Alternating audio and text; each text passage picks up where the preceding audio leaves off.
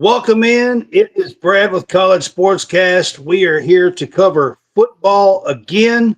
Tonight, we are here to do the Big 12, and we are joined with our Stadium Rant fellas. When you get to the point where you do the work consistently, you invest in yourself consistently, you make sacrifices consistently when everybody else is slacking off, when everybody's partying, when everybody's making excuses, you will dominate every single person you're up against, and your limits become non-existent.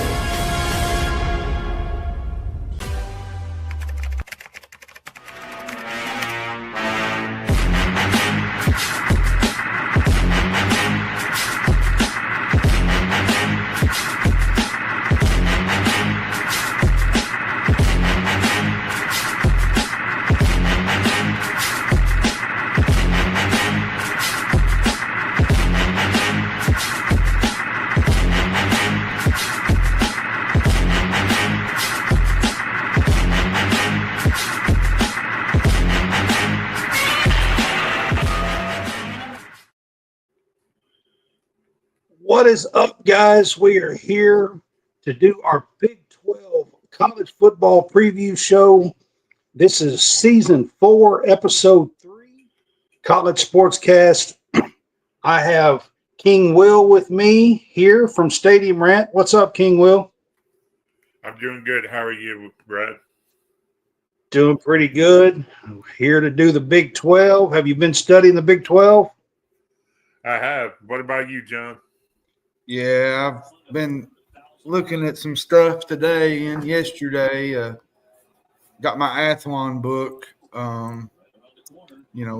See some competitiveness in this league. I mean, there's some even teams, so let's get in and let's find out about it. All right, guys, before we do that, just real quick, I do want to put up and mention our Facebook. If you are on Facebook with us, we appreciate you. We are growing on Facebook, and you can subscribe by 99 cents a month. It gives you your own subscribers page and chat, and we appreciate you on Facebook. You can also help us by sending stars. All right, guys, kind of get that out of the way. We will get into the Big 12 here with you guys. The Big 12, guys, I think it's going to be a competitive league. I think there's 8, 9, 10 teams that could come up and win this thing, to be quite honest with you. We are going to start with Arizona. We are doing these in alphabetical order.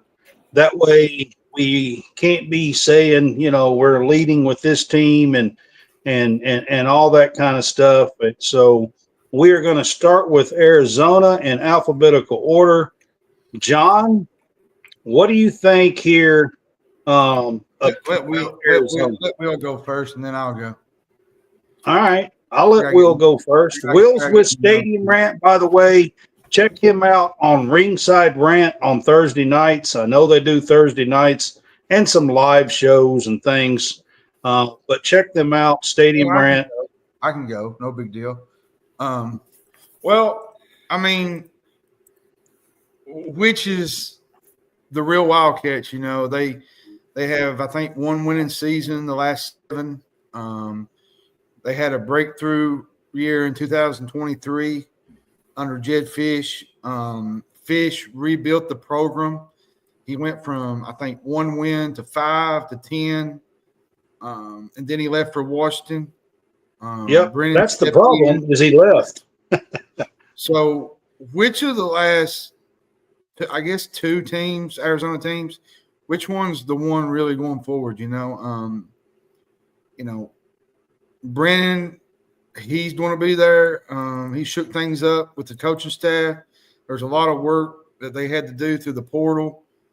Are they going to have another clunker year? I mean, he done some really good things at San Jose State. Like he brought San Jose State to the cusp of, competing. And I think he'll do the same at Arizona with the Wildcats. All right, Will, I'm going to throw it to you. What's some keys to the season you think for this Arizona Wildcat team?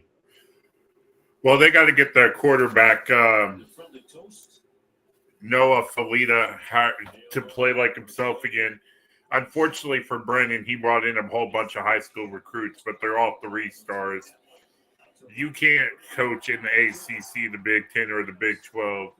Granted, the SEC is by far better than the other two I mentioned.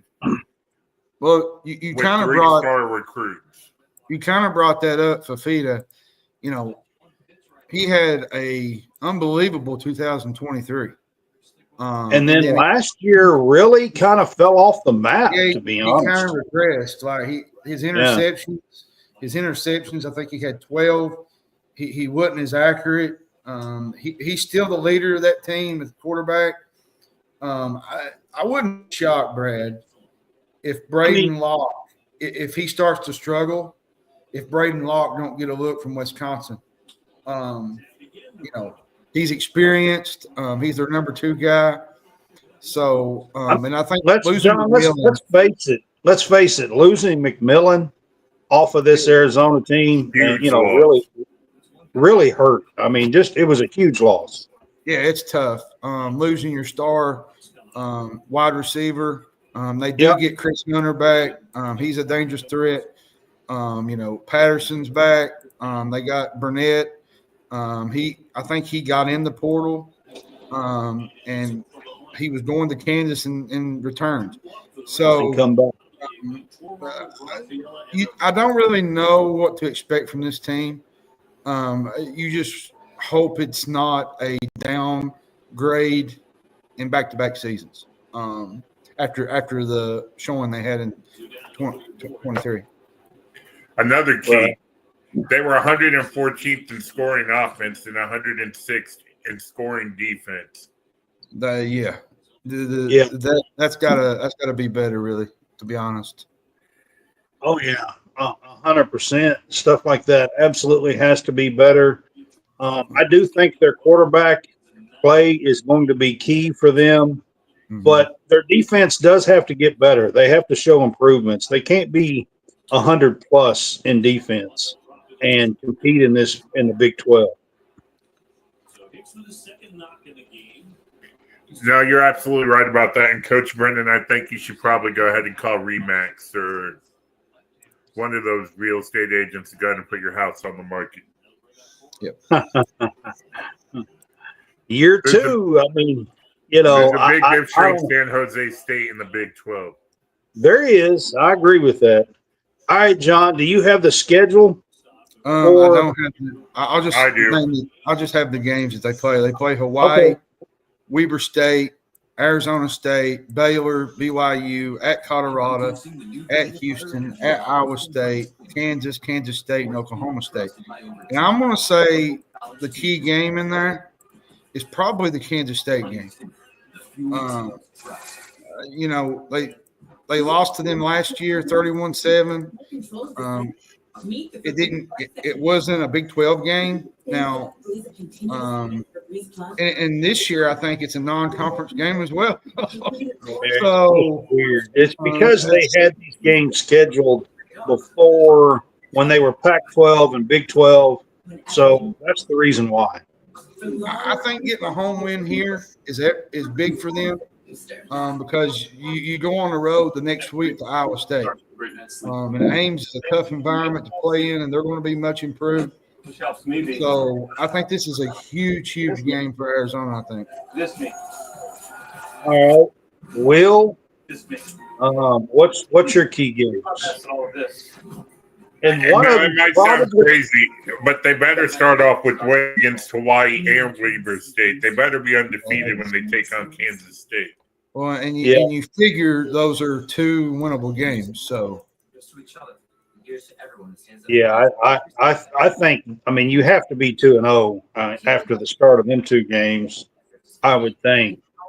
All right, let's get to the predicted win total. But before we do, one of you probably needs to turn your TV down just a smidge. I just did. I apologize. All right. I believe that's All right. Will. Okay.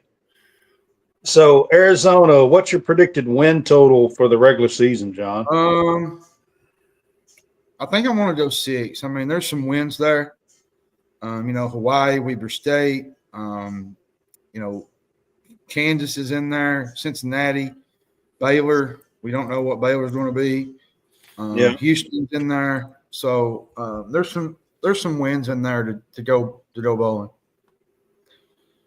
All right, that's fair, I think.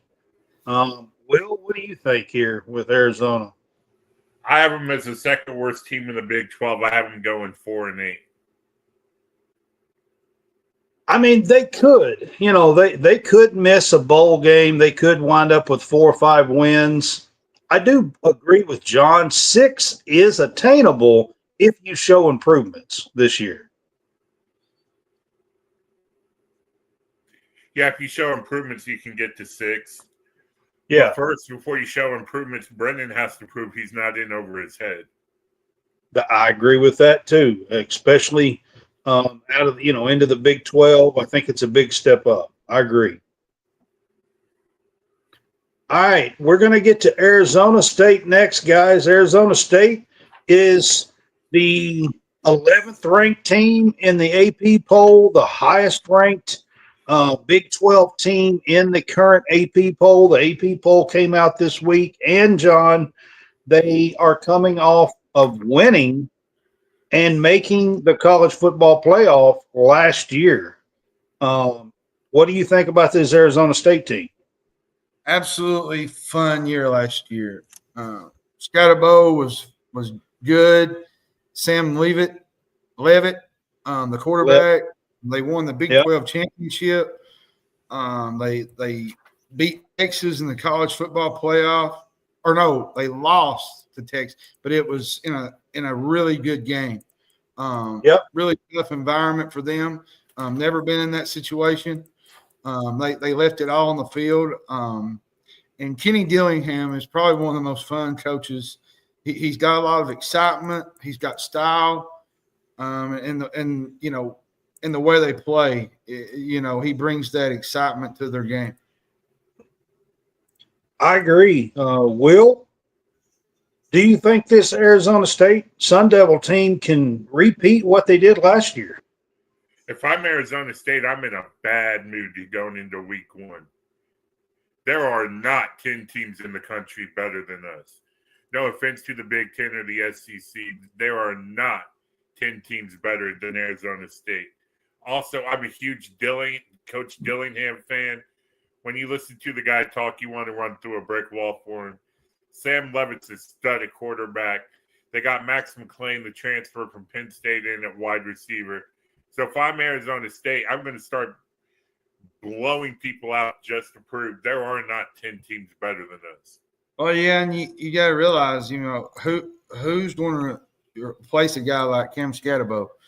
You got Kyson Brown. He's not as powerful in the run game as Scatterbo, but he was really good last year. Scatterbo was on a different level. He is going to be hard to replace. So name me some key players outside of Levitt, because we all know Levitt's going to be possibly one of the best quarterbacks in the Big 12. Well, and Levitt is a baller. Like, he was second on the team in yard with 443 yards, 5 scores. He threw for, I think, 3,000 yards. Jordan Tyson is going to be one of the top receivers in the Big 12. Malik McClain is back. They got Noble Johnson from Clemson. This team might be better offensively than they was a year ago. even with Scatterbo in the NFL playing for the Giants now. I mean, man, they leaned on him awful lot in that game against Texas. So, I mean, I would think he's going to be hard to replace. But I mean, as far as players, what you don't have to. I mean, John named a few of those. So, what's some keys you think for this Arizona State team to kind of continue what they built off of last year? You got to know that you're circled on everybody in the Big 12's calendar. Levitt has to continue to play good. Max McClain, who just transferred in from Penn State, has to prove he can play. They got to be able to get something. They're not going to replace Scatterborough with any kind of those stats, but you got to be able to run the ball, utilize your big 6'4", 260-pound tight end, which is monstrous for a tight end, and just get pressure and turnovers on defense, and they'll be all right. All right, John, let's look at the schedule. Do you have the schedule up? Yeah, they play Northern Arizona, Mississippi State, Texas State, at Baylor, TCU, open day at Utah, Texas Tech, Houston, at Iowa State. Then they have another open day, West Virginia at Colorado, and home against Arizona in the year. My key game, I'm gonna say Mississippi State. I mean, because if they win that game, they're probably going to be undefeated going to Utah, because I think they'll beat Texas State. I think they'll beat Baylor. So there's a good chance that, they could be 5-0 going to Utah. Is the Mississippi State game in Starkville this year? It is, and that even with Mississippi State not being, which they'll be much improved in year two. I mean, that's still not a gimme game going to Starkville. In Starkville is a different. It's a tough environment. The cowbells, all the stuff. It's a little different there at Starkville. I will give you that. John, Will, what do you think's a key game here? Well, they better blow Mississippi State out, since I only had the Bulldogs going 2-10. Yeah, the Bulldogs they're going to be much improved, but they're still going to. I don't think it's a gimme game. I think they're going to have to go there and play. Yeah, they're not going to be able to just walk in off the bus and just they're going to have to win some trenches. They're going to have to make some plays to win down there. My key game is November 1st when they go to Ames, Iowa, take on Iowa State. Yep. Iowa State is always good. Yeah, Iowa State's going to be much improved there. Yeah, when you go to Ames, that's always a tough environment to play. They always tough out. Yep. Yeah. So I agree with you there on that game as well. All right, John, let's look at Arizona State's overall schedule here and predict a win total. Like I said, they are coming off of being the Big 12 champion. So what do you think here? I think they're going to go 8-4. I think, you mentioned about Scatterbo.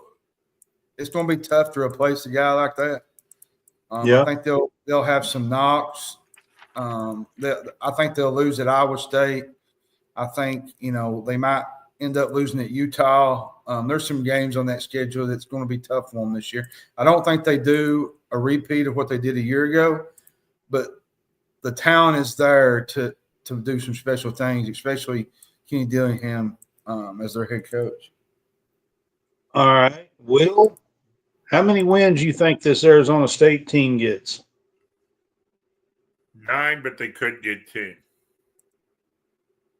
That's kind of where I'm at with them. I'm thinking 9-3 with this team, and I'm gonna be honest with you guys.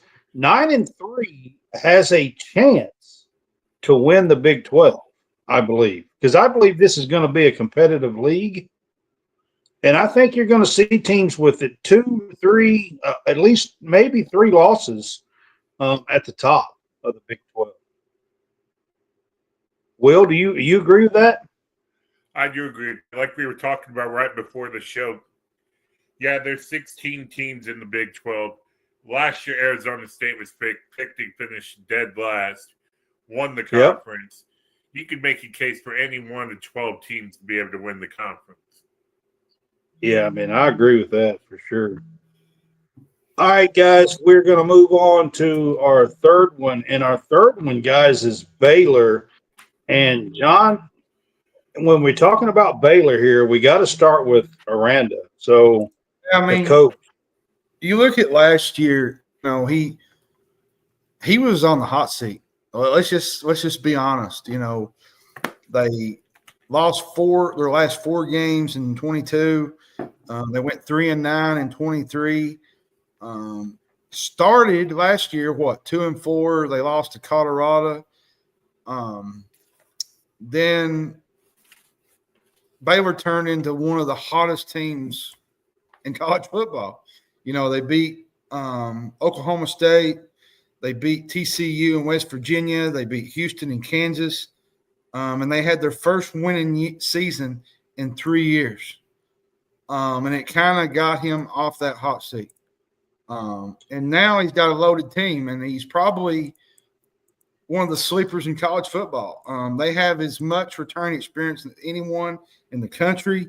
They went through the portal, but the schedule is going to be a big, big, big problem. They face some tough competition, and it'll be interesting to see what Baylor does with that and what they do going forward. Will, do you think Dave Aranda gets this team to play like they did at the end of the year for a complete season? Maybe on offense where they return 8 starters, but on defense they only return 4 starters. And coming out of the gate, they play Auburn and SMU. Yeah, so they could be 0-2 real quick. It's tough. Yep. I mean, I agree with you. But, the key here is I believe before the little run last year that Dave Aranda was probably gone. Yeah, he was later. He had one foot out the door, and they got some really good pieces. I think, Brad. The backfield, Bryson Washington, Dawson Pendergrass. They got Sawyer Robinson. Somebody needs to put this on the board.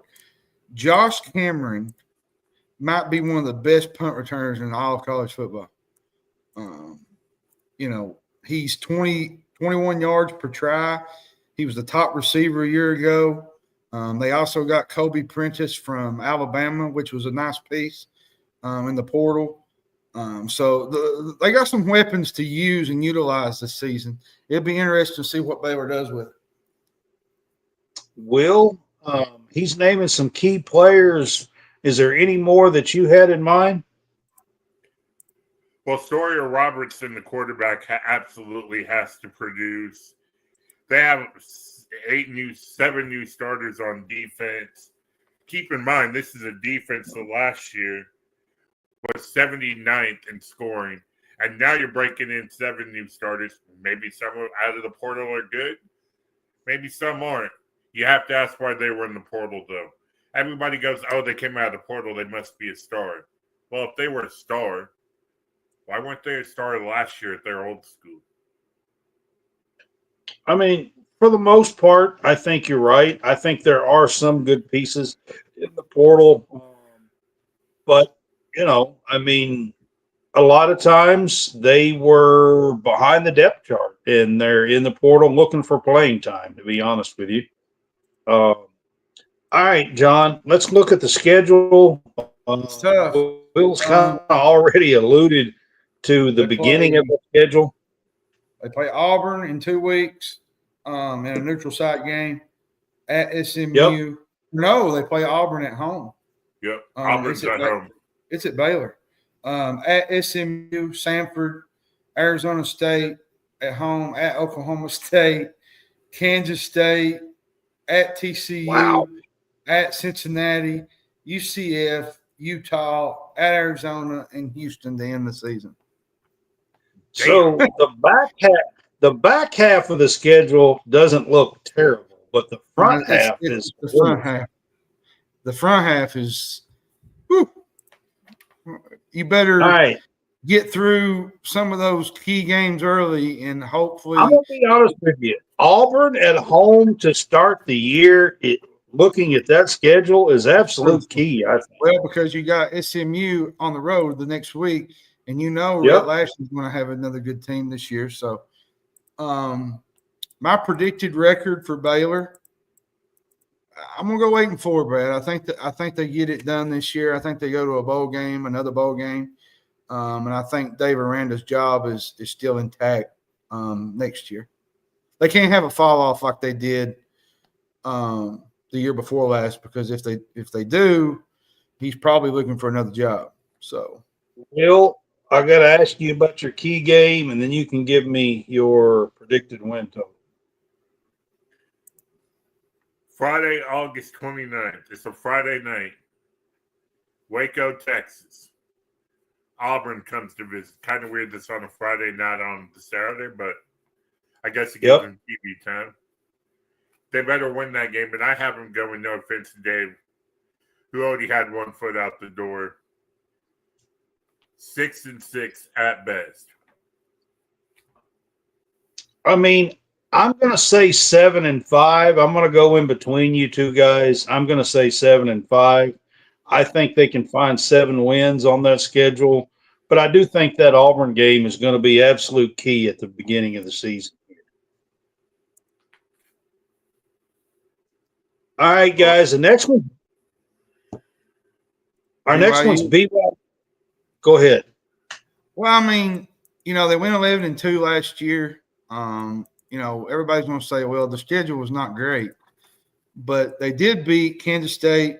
Baylor was solid towards the end of the year, like we just talked.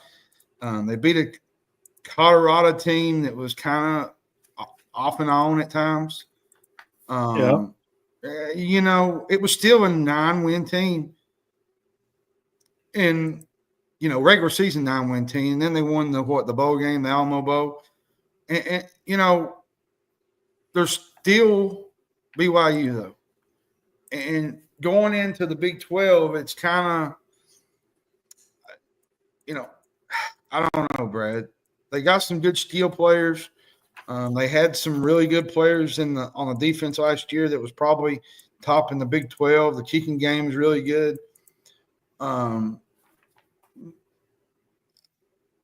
I think they'll do fine in the big, going forward, but they're going to have to win some more games for me to be a believer. Some of the big top games, the Iowa States, the top dog, Oklahoma State. To be fair, Will, they ran through the season and was in position the last 2 weeks of the season and just kind of blew it. I think Iowa State was one of those games, and I mean, they do return some pieces. What's your key to the season here for this BYU team? Quarterback Jake Retzlaff. Yeah, he's good. He needs to have another year. BYU's he was very effective last year. Team in the Big 12. And you know who else is there? Bear Bachmeier from Stanford. Yeah. Ain't that a funny name, Bear? Yeah. That's a different name for a quarterback. But, and then the receiving core is going to be really good. Chase Roberts is good.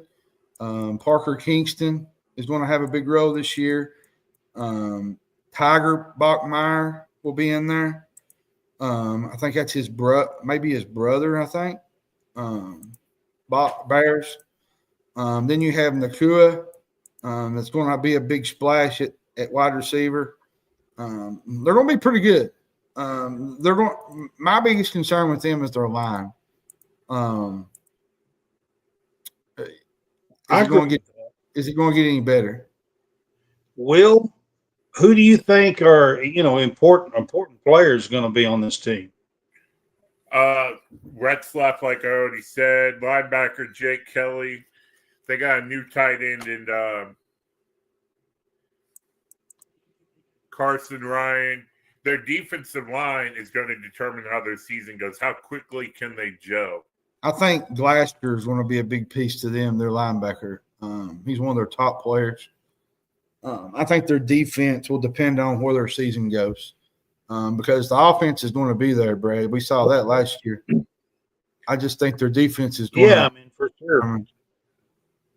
As far as the key to the season, back to the previous question, how are they going to deal with the expectations? Yeah, that's what I'm saying. Like, and then being expected to be good. That's what I'm saying. Like, how do you go from here? You know what I mean? And then you got their schedule, I can agree. which is not tough. Which is not really tough. I mean, they got Portland State, Stanford, at East Carolina, at Colorado, West Virginia, at Arizona, Utah, at Iowa State, at Texas Tech, which is another team that's going to be up there. TCU, at Cincinnati, and UCF. Like, there's probably 7 wins in there if all goes well. What's your key game? Probably at Colorado in late September. Because if you win that game, you're probably 4-0 going into a home game with West Virginia, and you got an opportunity to be undefeated right out of the gate, 5-0. Then you got at Arizona, which will be – we just discussed them. Hopefully they'll be better. So the schedule sets up nice for BYU. I think the back half is a little tougher than the first half. Will, what's your key game? I have them going 10-2. So for me, the key game is Utah and Texas Tech, which are the only 2 games I have them losing. Okay, so you got them at 10-2. John, what do you have? I got them at 7 wins. I just 7. I'm not a believer until they can win some of the top games. That's a pretty big difference. I'm not going to go 10-2, but I do think looking at that schedule that this team can go 8-4 and be one of those that's up in there. 7 wins, 8 wins right there. Yep.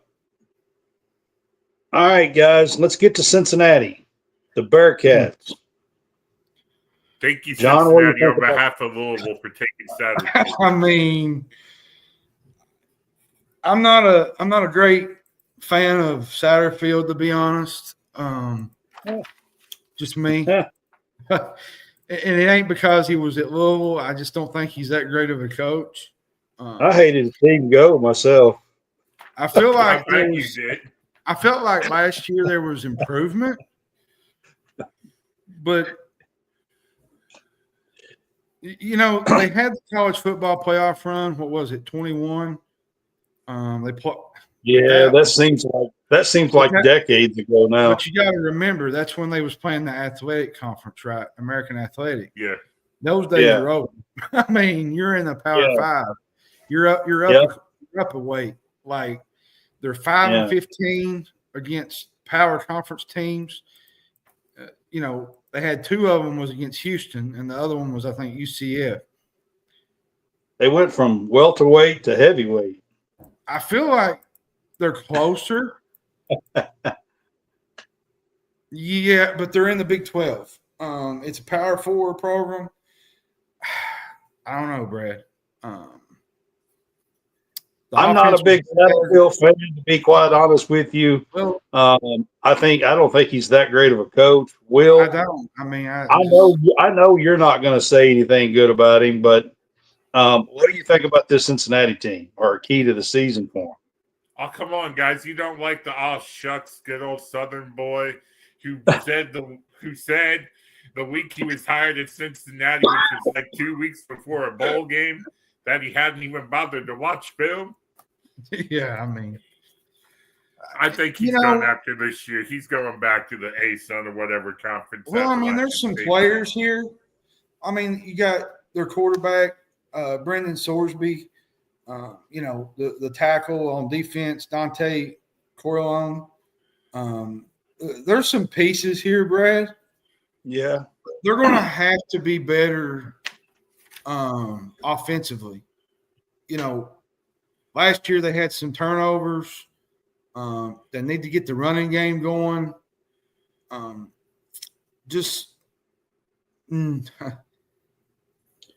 right, we're going to make this one kind of short because I'm not big on this Cincinnati team either. So, John, give me a schedule rundown, and then we'll go to key games and predict our win. Their schedule is Nebraska and Kansas City, Bowling Green, Northwestern State, at Kansas, Iowa State, UCF, at Oklahoma State, Baylor, Utah, Arizona, BYU, and at TCU. I don't even know if there's 6 wins on that schedule, Brad. Yeah, I mean, what would be a key game, you think, for them? I think Nebraska, right out of the gate. At least it's in Kansas City and not Nebraska. Yeah, I don't know. That's true. I think I'm going to go 5 wins. I'm just not sold on this team. How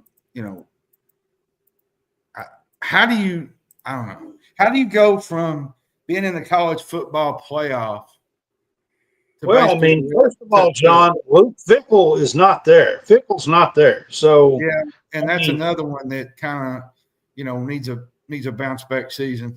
And he's struggling. I mean, he went up a class at Wisconsin in the Big Ten, and he's struggling too. So, I mean, that's just the truth of it. Will, what's your win total on this Cincinnati team? 4-8, and I'm going to make a prediction. Luke Fickell is back in 26. I'm telling you that he would be a good hire for him. I can tell you that. I think it could be a possibility, and he definitely would be a good hire. And I'm going to agree with you. I think 4 wins here on this Cincinnati team. I think they're going to struggle in the Big 12. I think they're one of the few teams that is just not equipped to challenge, and most of these teams are, in my opinion. All right, Colorado.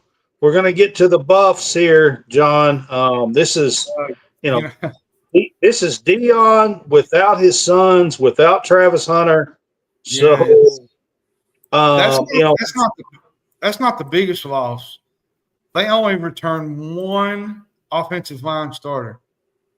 Yeah, but they brought in a ton, of course. They did. But here's the key. They was last in the country in rushing yards. Without Shadur. No Shadur, no Travis Hunter, no Shiloh. I think there's a chance that could be. No Horn. I think the other one was Horn, right? The receiver. Yep. Well, you better hope Caden Salter turns into Superman, is all I can tell you. The Liberty quarterback, he's there now. You better hope that he's got some devil magic in his wings. I mean, listen, the Liberty quarterback was a good quarterback for Liberty. I'm just not sure that he can go up. Again, we're talking about going up a class. That's skipping a couple classes. Will, don't you think? Oh, I absolutely agree. And what I'm about to say might be controversial, but if it is, it'll make for a great clip. This year, Dion has to stop coming out like a rock star, worrying about being on TV, having Snoop Dogg and every other celebrity show up, and actually prove that he gives a damn about coaching, not just being a celebrity. I mean, you got to understand. Some don't like his style. I think Dion being a celebrity has been part of his being since he was drafted himself. But I think too, some don't like the hype. They don't like all the gimmicks and the entertainment. But that's just Dion. If you watched his NFL draft, drafted, his draft, he hasn't earned it as a coach yet. I mean, shoot, we're going all the way back to Florida State. Listen, guys. Will, I will say this, and John, I'll say this. Going off of what you just said, Will, if he wins ball games and can win 7, 8, 9 games consistently, I think Colorado will love him and they will have no problem with his being famous. They'll have no, with his celebrity. They'll have no problem with that. If he starts going 4-8, 5-7, 6-6, I think they're going to have a problem with it. I think that's where you add with the defense. I think the defense was, better last year, but I think they take a big step this year. They got Jaheim Otis from Alabama. He was going to be one of the Tide's top defensive tackles. Didn't really do a lot under Caleb DeBoer. He was hurt a lot last year, and now he's going to play for Colorado. So, there's some players here, Brett, like, Caden Salter, Jaheim Otis, Martavius French, the linebacker. Sincere Brown is there now at wide receiver. Like, there's some pieces here that could get Deion back to another bowl game and have another 9-4 season. It's just all about putting it all together and doing it all without his son and Travis Hunter, because a lot of people are going to look at that and say, well, you had them, that's why you won the games. But yeah, you have to watch the tape to see that wasn't the reason why they won a lot of games last year. There was some other key factors in there besides Travis Hunter and Shadur. And let me go ahead and say, since this came off that I don't like Deion, and actually I do, I'm a huge fan of Deion. Also, Deion, congratulations on overcoming cancer this offseason. That's a great accomplishment. I wish you nothing but the best as far as that goes. 100%. I mean, it's a great story. I love to see that he's overcome it, with surgery and the things that he did. So I'm glad to see that. Listen, you can have whatever opinion you want about Deion, but he's good for the game of football. He is. So beyond that, Will, he does have a freshman quarterback that's come in there that's got a lot of accolades. Do you think, talk about key players, do you think the freshman quarterback gets a play this year? Yes, because Salters was good at Liberty, but it is a huge jump from Liberty to the Big 12. The defenses are going to be a lot more physical. And you're going to be really surprised at my win total when we get in there. All right. I just want to finish this up real quick, John. Hang on a minute. Go ahead. Go ahead, Will. I do think he's going to play. They got some tough schedules. The Big 12 is a physical conference. There's a good chance he's going to get hurt. You always need two quarterbacks when you get to the Power 4 conferences. So I do think we'll see the freshman quarterback at least in half the games. Okay, I mean that's fair. I think he should get some play. I mean, you get 4 games and you can still redshirt nowadays. So, I mean, you got to give him some play, in my opinion. All right, John, let's get to the schedule rundown real quick. It's Georgia Tech, Delaware, at Houston, Wyoming, BYU, at TCU, Iowa State, at Utah, Arizona, at West Virginia, Arizona State, and at Kansas State. And I'm going to pick key games. I think the key game is Georgia Tech. I think you kind of start that momentum out and you win that game, you kind of build for a good season. But if you lose that game, because I'm just going to be honest with you. We talked about Georgia Tech. I think they're one of the big sleepers in the ACC. Like, that's not going to be a gimme game. Oh, absolutely not. Will, what do you think is a key game here? I think the Georgia Tech game is right off the bat is a key game here. That's another key game. It's on Friday night, so it'll be a nationally viewed game. If they can win that, I think they'll be undefeated October 25th going to Utah. Okay, that's fair. That's where you're wrong. All right. Listen, predicted win total here. I got 6. I just think they're going to have a step back. Like, I think losing Shadur, losing Travis Hunter is going to be tough. I mean, last year was, the they made plays defensively without those guys, making big moments. But I think there's some new pieces in here, and I just think that it's going to be a little bit different not having those guys around. All right. And I think the quarterback play was big last year. I mean, you've seen it with Shadur and his feet, his agility to move out of the pocket, offensive line. I think the offensive line plays a huge role in all that. And they only got one starter coming back.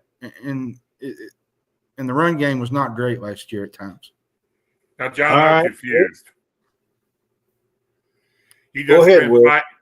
John, I'm confused. You just spent 5 minutes telling me the Salters is a stud. Well, he is. He is, Will, but you're stepping in the shadows of his son that's probably one of the top quarterbacks in the country. That's tough for any quarterback. And especially his dad being Dion, that's got to be a tough situation coming from, Liberty and having to step into that role and him off to the NFL. That's tough, man. I guess I agree with that. What's your win total? I need your win total. 8-4. 8-4. Listen, I think there is going to be a step back. They're not going 9-4, losing Shadur, losing Travis Hunter, losing Shiloh, losing the Horn kid. I mean, they lost a lot. They bringing in some players. I think with the freshman quarterback, and I think they have some pieces for the future. I do think they get to a bowl. I'm going to call them 7 wins. I think they go 7-5 and get to a bowl game. But I do think that is a slight step back. It is. It is. I mean, their defense won some games last year at times, and then you had Shadur and you had Hunter win some games.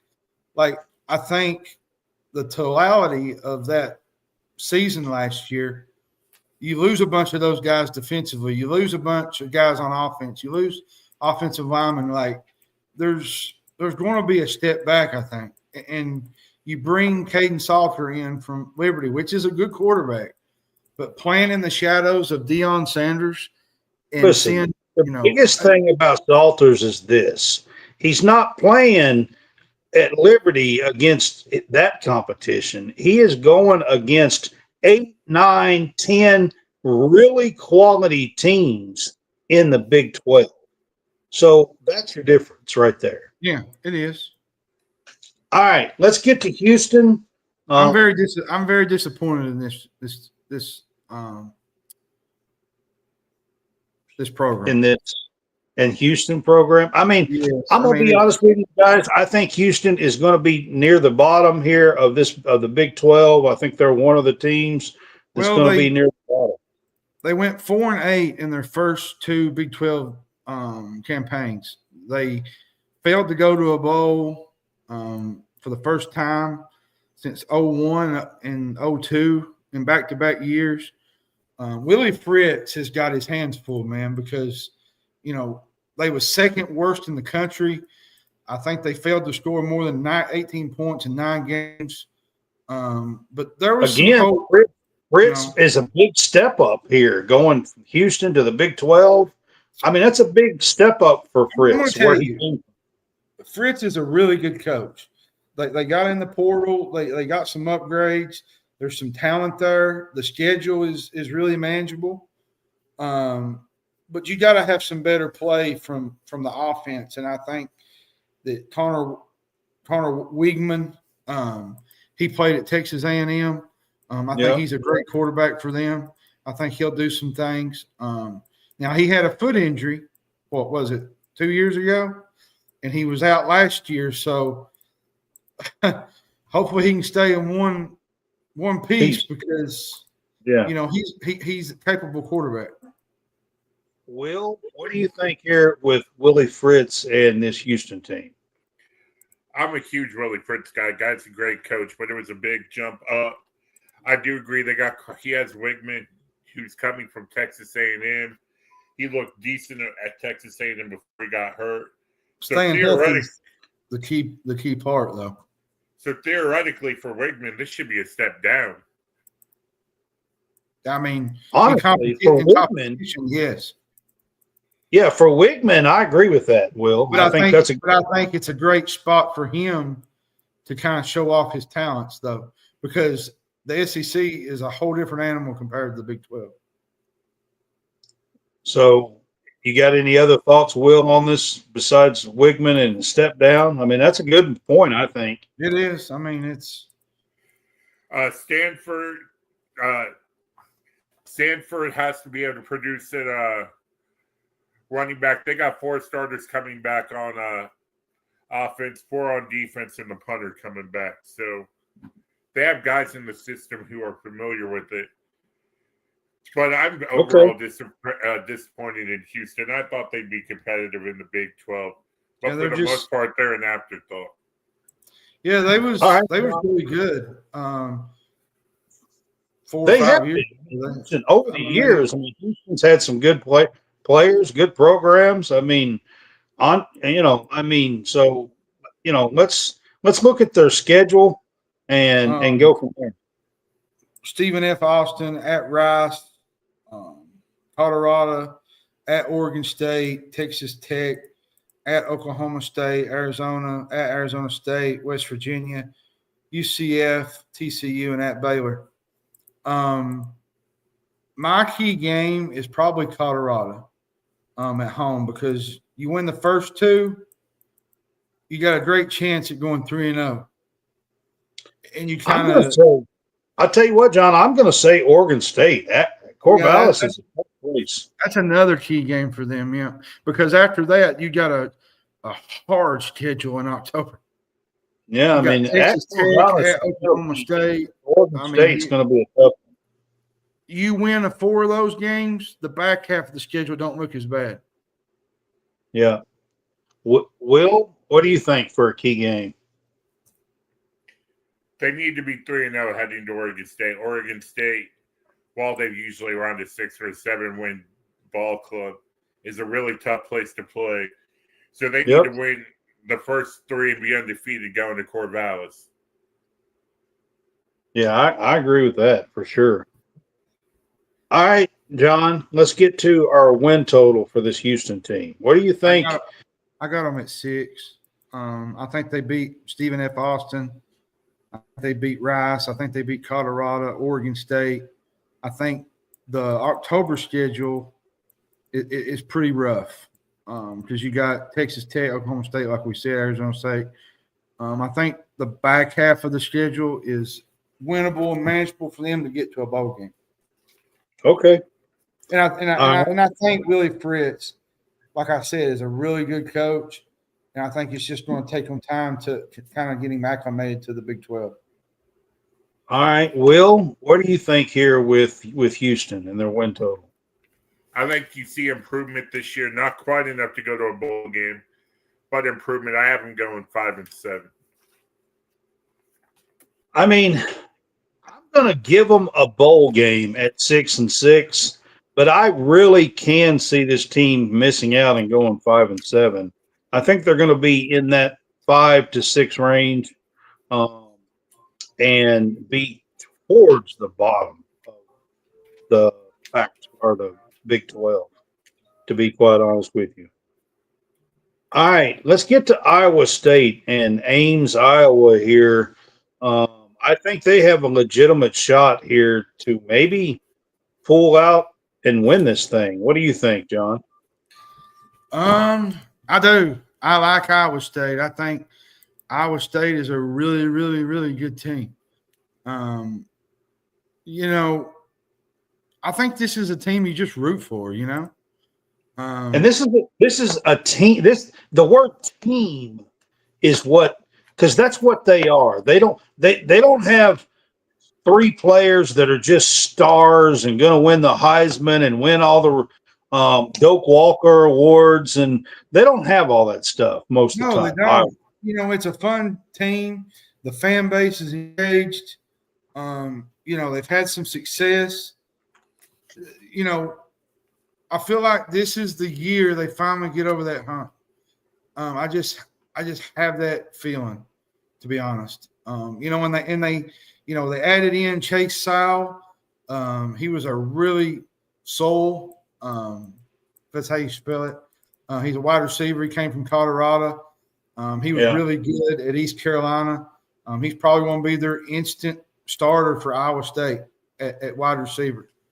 They got Von Troy Malone. He's going to be really good. Their defense is always underrated. Every time you watch them play, they always give 100% effort every single game. Especially at home. They play great defense at home. And they got one of the best quarterbacks in the country in Rocco Beck. Like, Beck is a heck of a quarterback. And he's up there as a sleeper for the Heisman, in my opinion. Fun team. I think they'll get over the hump. There's some toss-up games here. Hang on before we get to the schedule. I was just kind of – hang on. Will, what's your keys on this Iowa team, and give me some of your key players? Well, Beck, obviously. Matt Campbell is a key. Every year he's rumored to go somewhere. So far he said no. If John's right and this is the year they take the step forward, Ames, Iowa, this will also be the year that you say goodbye to Matt Campbell. And back to what we were talking about before the show, Brad, I wonder what Matt Campbell would look like at Kentucky blue and white. Boy, I tell you what, he's a good coach. I'll give you that much. And like I said, I like the fact that he gets a team. They play together. They usually don't have, like I said, the Doak Walker Award winners, and they play solid football. Yeah. All right, John. Let's look at the schedule real quick for Iowa State. Let's see here. They got Kansas State and Dublin, Ireland. That's the week 0 game next week, which is going to be a really big game one too, by the way. It's a conference game. In Ireland. That kind of gives you a head start on the conference record, starting 1-0. South Dakota, then they play Iowa, which is a rival game every year, at Arkansas State, which is odd because, you don't normally see that, seeing a power school go on the road to a team of that caliber. Arizona, at Cincinnati, at Colorado, BYU, Arizona State, at TCU, Kansas, and Oklahoma State. And my key game is Kansas State. I think you kind of open up the year with the win there. You kind of build off that momentum there. I mean, absolutely. In Dublin, Ireland, Will, I don't know if you've paid a whole lot of attention to that game, but it's a fun atmosphere and a fun game over in Dublin, Ireland. Like, they have just a fun time there in Ireland with this game. It's a fun atmosphere, and I think it's a key game. I think it's going to be a big one. Oh, yeah, it's kind of weird that Notre Dame's not in the Dublin game this year. My key game, though, is week 3. Kirk Ferentz, the Iowa Hawkeyes come to town. Yeah. Yeah, and it's a huge rivalry game, and Matt Campbell's got to have them ready to play. The thing is, I feel like that's a big game every year, though. Like, it's not really the key game on their schedule. Like, you start out with the Big 12, you get a head start on everybody else. Yeah, I mean, listen, if you ask them right now if they could beat Kansas State and lose to Iowa, losing to Iowa is probably not going to keep them out of the college football playoff because it's not a conference game. The winner of the Big 12 is going to get in. Yeah, that's what I mean. Like, it's going to be a huge game for them, and that game, you lose that game, it could keep you out of the college football playoff. Yep. So I agree with you on that. All right, win total. I got them going 9-3. 9-3. That's what I got. 9-3. So you both got 9-3. I think that's a fair win total. That's kind of where I'm thinking. The top 2-ish, maybe 3, 4, 3. are going to be in the Big 12. I think 9-3 might win it, or at least play in the game.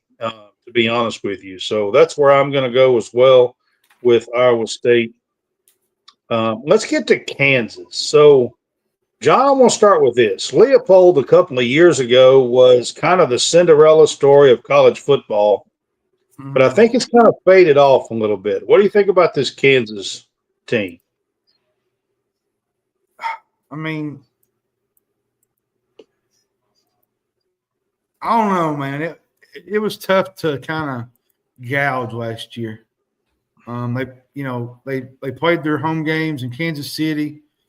So they won some games last year. Iowa State, BYU. I don't know. Can they win football games? Yes, I think Leopold is a really good coach. They have a manageable schedule. It was an odd year for their offense, though, Brad. Quarterback play. The ground game was really, really good. So I'm going to be honest with you. And the thing was, it felt like the offense forgot how to score at times. They didn't have the same kind of enthusiasm as they had the last 2 years. Listen, I'm going to be honest with both of you, and Will, I'm going to throw it to you after saying this, but in my opinion, there is not much like this team and Leopold and Kansas is like hot and cold, night and day. Mm-hmm.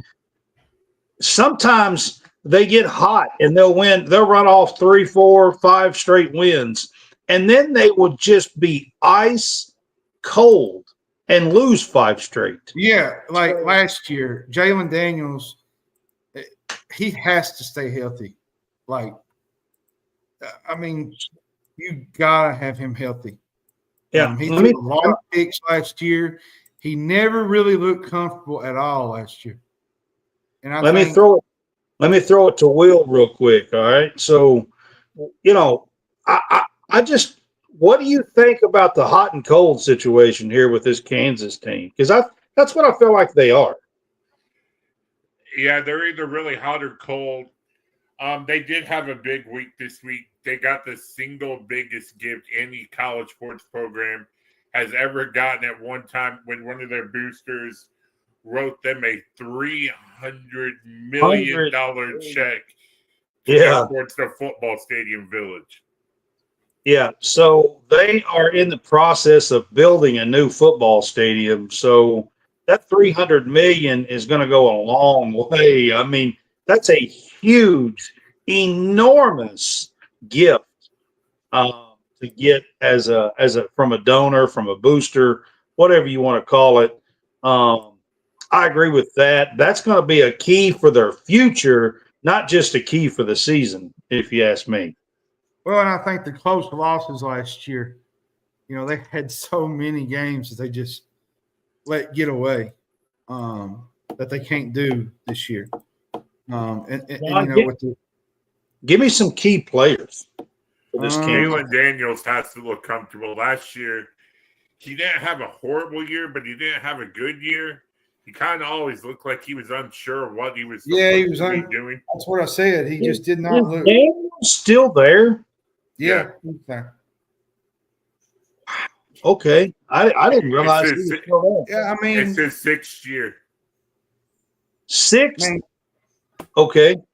Mangali, Kamara is one to watch for them. He's really, really good. I mean, and then you look at their schedule, it's winnable to win 6. Like, they're going to have to kind of reverse the close losses from last year and kind of win some of those games that they couldn't win last year. Well, we can take a look at their schedule here. Wagner at Missouri, which is a border war. Yep. I love this. Then they play West Virginia, Cincinnati, UCF, Texas Tech, Kansas State, Oklahoma State, Arizona, at Iowa State and Utah. I think the key game is Missouri, because you beat Missouri, you're 3-0 going into the open date, and you got an opportunity to do some damage with that schedule with West Virginia and Cincinnati back to back. Yeah, I mean, that's true. So, key game, Will, what do you think here? I like the Missouri game as a key game for them. Yeah, I think it's a big game for them. That's the big game. Also, when they go down to UCF, the Big 12's only ever national champion. Now, we could argue on another show how legit that national title actually is, but I got them going 7-5. I think there's some wins on that. I think the back half is the hardest. The front half, if they could just get through some of those games, I think they got a real good shot. So you got them 7-5. All right, Will, what do you think? I had them 7-5 too. I'm going 6-6, guys. I think they're just a middle of the road team. Like I'm just not sold that they can put it all together. They're a hit or miss, hot and cold. Yeah, I mean, they're a tough team to gouge. Yeah, I'm going to put them at 6-6. I think they do go bowling, but that's where I'm going to put them at. All right, Kansas State. The Kansas State Wildcats, John, have been pretty impressive the last few years, to be honest with you. They've had some really good teams. They won the Big 12 a couple of years ago. I think Kleeman is one of the best coaches in the country. Yeah, I mean they've been impressive out of the Big 12 the last few years. He's won 3 bowls in the last 4 years. I think this is the year. If you want to get to the college football playoff, I think this is the year you got to do it. Like, they've been too close for so long. They started out, what was it last year, 7-1. I mean, it'll be. They actually won the Big 12 2 years ago in an upset, but they beat them. Yeah, I think he's built this team to be sort of like how the predecessor did it. Lost track of thought. Bill Snyder. Bill Snyder. They've always been a successful program, Brad. They've always been consistent, but they've never been in the spotlight. That's true. I mean, outside of a couple of years ago, I mean, they've gotten close. They're one of those programs, Will, that I think gets really – they get there. They're almost there to that major spotlight, and then they fall back. And that's kind of what I feel like with Kansas State. What do you think? Do you think this team can get through shatter the glass, I guess you could say, the glass ceiling? Like Stone Cold. Yes, I do think they can. I know Kleeman, however you say it, if I said it wrong, at least one national championship at the FCS level. So he knows what it takes to win. And they got some pieces there, Brad. Like they got Avery Johnson, the quarterback. I think he's going to be an absolute monster key for this team, if you ask me. Yeah, and they got Dylan Edwards at running back. Jace Brown at wide receiver. Now they did lose a monster piece. This stat is kind of dumbfounding. In the third quarters of games last year, they outscored their opponents 110-53. Yeah. Which is pretty impressive. It is. I think. Will, go ahead. You said they lost a piece. What's the big piece you think they lost? They lost DJ Giddens, the running back. Yeah, Gibbons, yeah. Yeah. But, I mean, let's be honest, guys. The one thing that they have done consistently is run the damn football. And their defense they're pretty impressive with the guys they put in and run the ball. Like, and their defense is always good. yeah, man. I mean, it wouldn't surprise me if they don't have a running back. It's at the top of the Big 12 this year, too. It seems like they do it every year, to be honest. I think we got a preview of the Iowa State, Kansas State Big 12 championship in Dublin. Yeah, I mean, that's going to be a fun game. The schedule rundown here. We were just talking about it, but they start in Ireland, Dublin against Iowa State. That's going to be a fun one. But let's run down the rest of the schedule, John. North Dakota, Army, Arizona, UCF, Baylor, TCU, Kansas, Texas Tech, Oklahoma State, Utah, and Colorado. Like, this schedule is really, really good for them. Sets them up to have a shot to win the Big 12. And I think they'll be 9-3. That's my predicted record. I think the preview is going to be them and Iowa State right out of the gate. I think either if one of them loses, I think they'll still manage the schedule and be able to get back to the Big 12 championship. All right, you're giving away the end of the show, but all right. I'm sorry, but I just think that's the best two teams in this league. All right, so Will, predicted win total here for Kansas State. John said 9. 9. You got them at 9. I mean, that's where I'm going to be too. I think there's several teams here that could be at 9. The problem the Big 12 is going to have is what happens if there's 3 or 4 teams sitting at 9-3. That's where I think the not having divisions and tiebreakers and stuff. I think it gets a little weird, in my opinion. And I've said that for a while, but I'm going to go 9-3 as well for Kansas State. And that Iowa State game is going to be huge in Dublin. All right, Oklahoma State. John, what is going?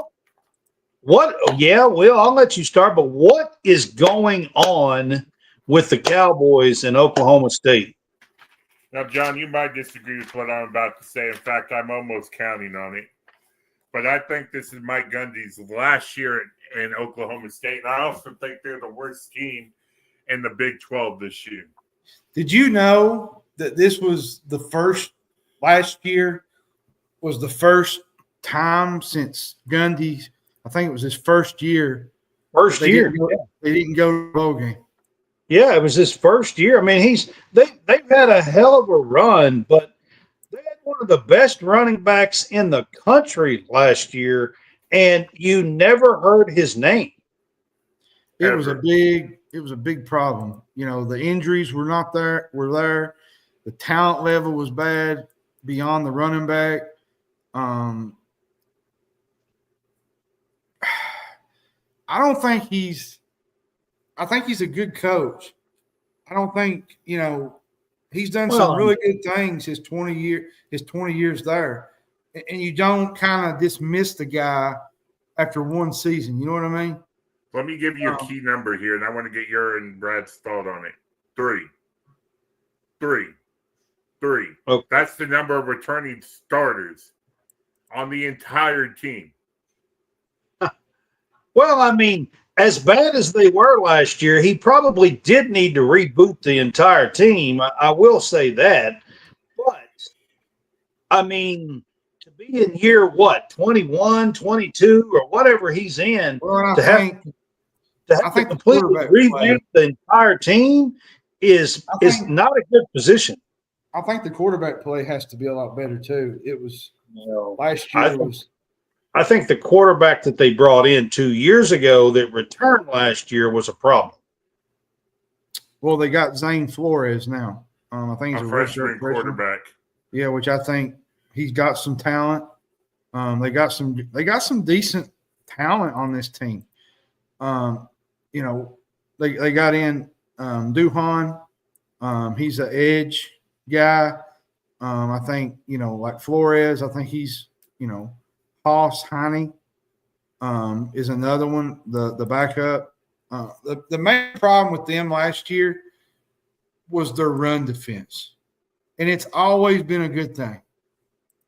Oh man, they allowed over 300 yards or more 3 times. Yeah, yeah, it was bad. You Yeah, it got was to you bad. got to you got to fix the front four if you're Yeah, going it to was win bad. the Big 12. Will, you got any key players? Running back Rodney Fields Jr. and quarterback Zane Flores. Okay. I mean, I think they have to have running back and they have to have a good quarterback because I think the quarterback play the last 2 years has not been good. I also think the defense has to step up because they Yeah, it's basically always played Ole bullfighter. well. And the thing is, it's always been good under Gundy, and last year was an anomaly. I think. I mean, you But unless it kind of they played bullfighter defense last year. unless it kind of rears its ugly head again this year. I mean, he's got to make some changes up front, and they got some depth and All talent. right, But the schedule they got, give me a schedule. UT Martin at Oregon right out of the gate, which is a tough game. Tulsa, Baylor at Arizona, Houston, Cincinnati at Texas Tech, at Kansas, Kansas State, at UCF, and Iowa State. My key game is Oregon because, they play UT Martin first. You get that win out of the way. You go to Oregon, which I don't think they're going to – based on numbers and analytics, they're probably not going to win there. But you got to have a good showing.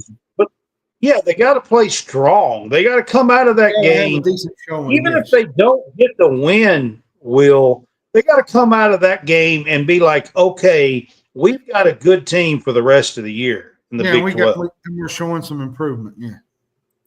Yeah, I agree. So, yeah. I mean, I'm not saying it's a key game that they have to win. I just think they got to come out of that game with some confidence and be like, okay, we've got a team here that can go win the Big 12. They need to not worry about winning that game. I mean, of course, you go out there and you try to win the game. You try to win every game. But you need to go out there and show that you're making improvements. You're not the same team as last year, and try not to get humiliated in Eugene. That kind of brought me up to a good point. You play to win the game. Herm Edwards. Yeah, man. Like, seriously, I get it. You're going to go there to try to win, but let's just try not to be humiliated in Eugene. That's what I'm going to say. All right, predicted win total here for the Cowboys. What do you think, John? 7. You got 5 and 7. All right, that's Will's. John, are you there? They get back to a bowl game, 7 and 5. 7 and 5. Yeah, I think they get back. Listen, it's so hard for me to even think about Oklahoma State being less than 6 wins. I'm going to say that they get back to a bowl game and they either get 6 or 7 wins, but that's where I'm going to land. I do think they get back to a bowl game, but I'm not sold that this is going to be a top of the line team in the Big 12. All right, TCU. Sonny Dykes a couple of years ago made the college football playoff. It was a magical season. He still has some pieces there. They kind of fell off last year after losing some players off of that team. But do you think they rebound a little bit this year? I think they got some. I think they got experience this year. They got some talent. I think that should help them in key games, and especially like last year, you lost to a not so great UCF team. They lost to Houston, and they only won 4 games, and they beat Cincinnati and Stanford, which both of those was not great. I think this will be that team, with the talent, experience. I don't think it's going to be like the national championship squad, but I think they'll be much improved. Will, I think the key here is missing Garrett Riley. What do you think? Oh, that's absolutely a key. And then another key is they're going to be starting a freshman at running back in Nate Palmer and a freshman at left tackle. And as we all know, freshmen to start at left tackle and NCAA FBS football tend to struggle. But if there's anybody who could somehow put it all together, it would be Sonny Dykes. Well, when they I like Sonny Dykes. I always have. I think I love that he runs the air raid. He is a disciple of Mike Leach, and I really like Sonny Dykes because of that, to be quite honest with you. And they got Josh Hoover at quarterback. I think he's probably one of the top quarterbacks in the Big 12. They got the Vanderbilt transfer, Ken Seals. He's still there. They lost Jack Beck, which was big. He went to the Raiders in the offseason. Eric McAllister's back. They got 3 starters up front. Cam Cook, their running back, I think he left for Jacksonville State. So the defense wasn't great last year. I think the defense is they struggled a lot on third down. They played behind the line a lot. But it was good over the second half of the year. They got some players in there. So I think this would be a much improved Sonny Dykes team, Brad. So, Will, the quarterback play has to improve, like from last year. So, Well, I think they got a good one. They do. Do you think that's going to be a key here, a key player for them, Will? Yes, it's going to be a key player. We're going to figure out how good he's going to play this year. Their first game is on Labor Day night against the 6-time Super Bowl winning. Yeah, or maybe, it is. Or maybe They got a prime time Monday night matchup on Labor Day against North Carolina and Bill Belichick. So yeah, that's not your average game, to be honest. And I'm How talking long about a Monday night until Jordan takes Bill Belichick's headset.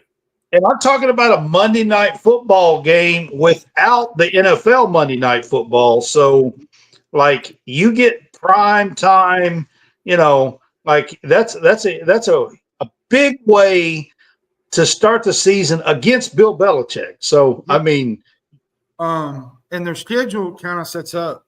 They play at North Carolina, Abilene Christian, SMU, at Arizona State, which the September schedule is kind of tough. Colorado, at Kansas State, at West Virginia, Baylor, Iowa State, at BYU, at Houston, Cincinnati. I'm going to go on a limb here. I don't ever do this.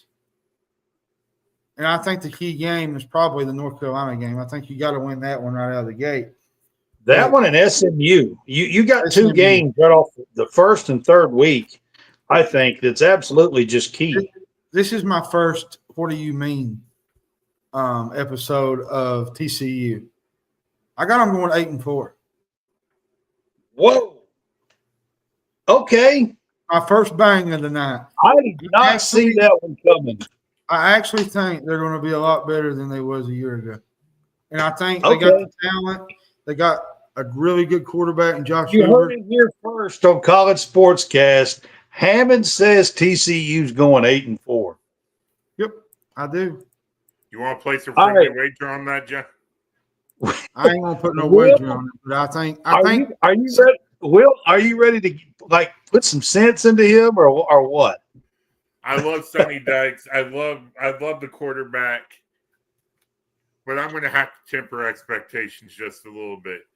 They're going to get. I have them going 6-6, 7-5 at best. 8-4. Sonny Dykes is going to be the Big 12 Coach of the Year. All right, listen. I think 6 or 7 wins here. If they can get the Belichick win, the first game of the year, I think they could get to 7 wins. And they're going to have to steal another one to get to 8.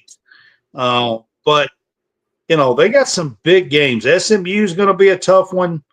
And running through the Big 12 is going to be tough as well. So I didn't put it up on the screen, but there's the predicted win total for TCU. We are going to move on to Texas Tech. This might be my favorite team. Brad lost his. I'm sorry. Joey McGuire. I got it. It's not bad. Joey McGuire is a really good coach. What he's put together. Wait a second. Before you get started on Texas Tech, I got to say this. They are the biggest spenders in the Big 12. Rumors are they've spent $25 million on this roster. And I think they got one of the best D lines in the Big 12. Oh, without a doubt. They upgraded the talent level. They got the depth. The NIL is big for them. That's what I'm saying. They've spent in the NIL. The defense was bad last year, Brad. If they can get this defense to average, this could be the best team in the Big 12.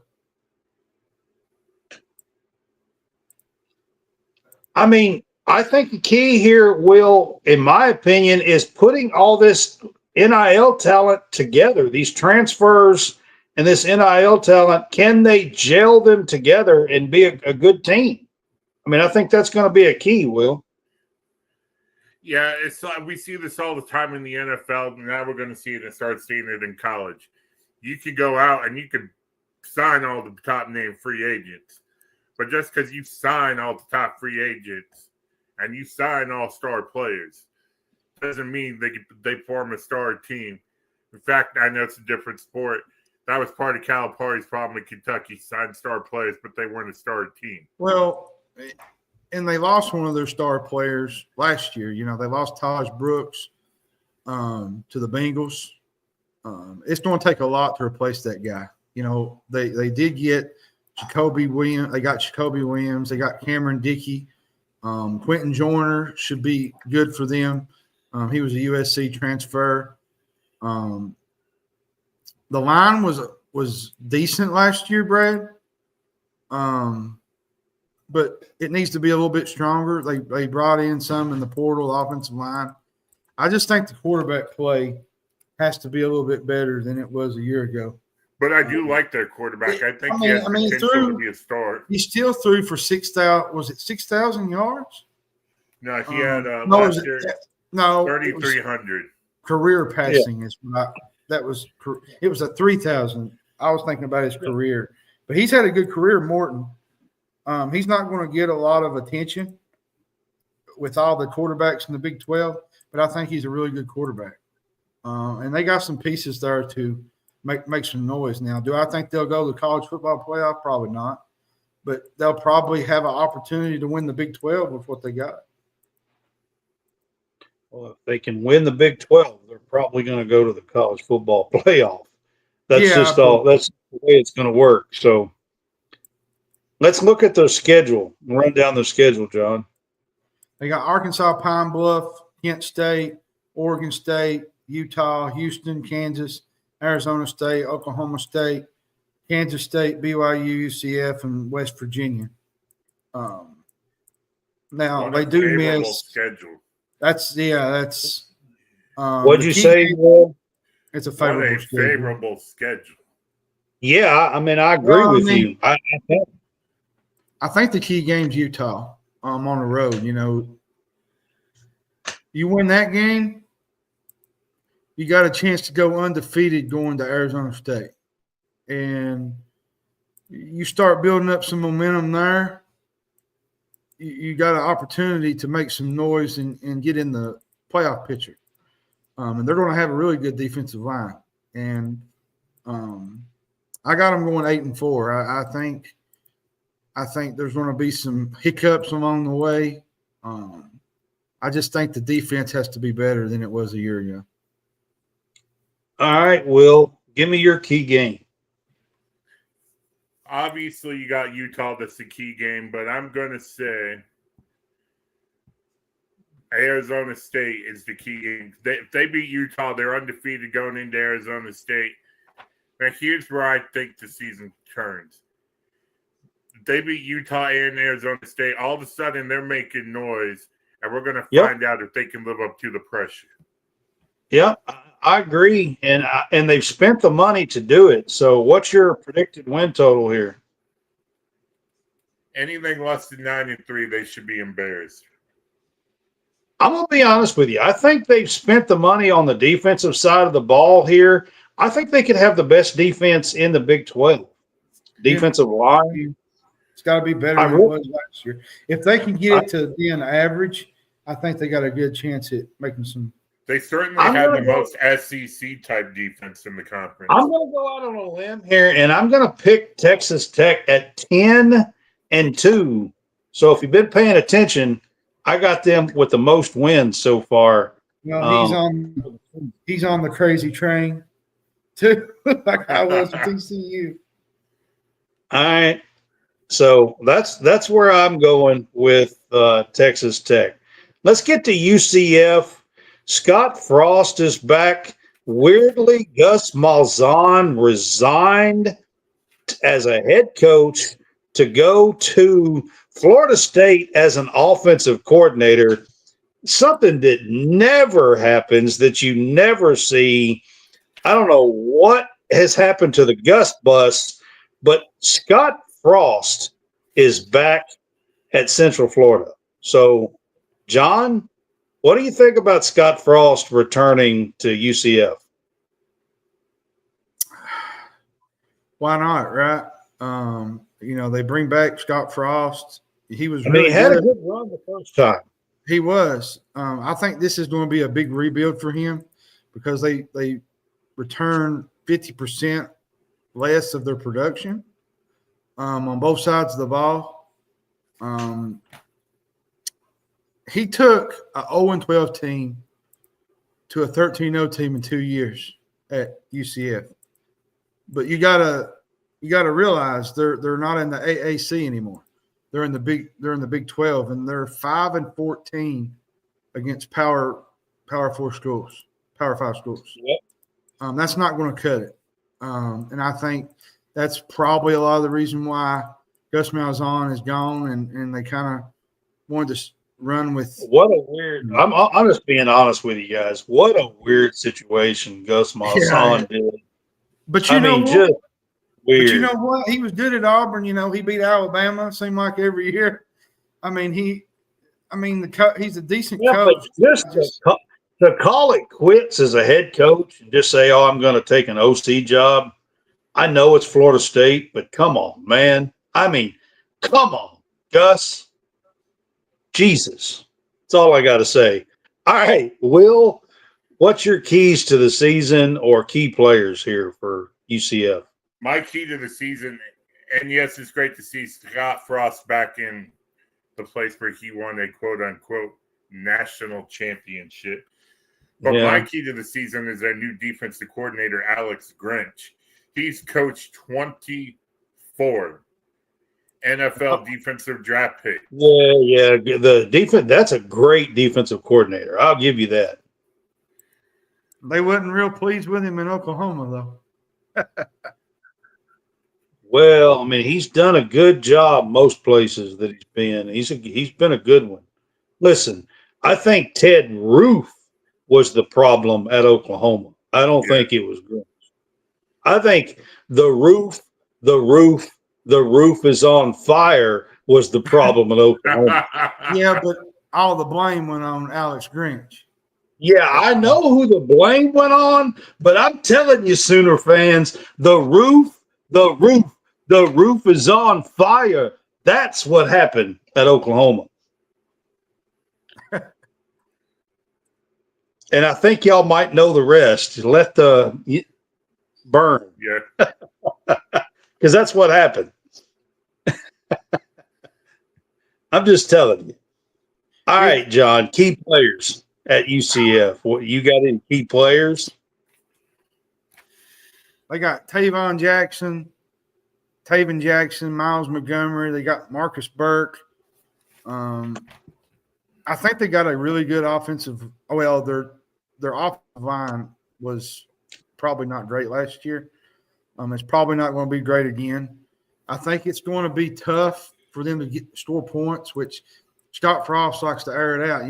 You saw that in Orlando a couple years ago, 3-4 years ago with him. He loves to play the long ball, and I think it's just going to be a day-by-day basis. There's probably only 2 wins on this schedule, Brad. Wow. First year sounds like it's going to be rough. Will, you got anything to add before we get to the schedule? I've seen Taven Jackson play when he was in high school at Center Grove. He went down to play Trinity High School, go Shamrocks. But this is also his 3rd college team. He started at Tennessee, went to IU. Now he's at UCF. He's a little bit of a, what's the nice way to put this? Project journey.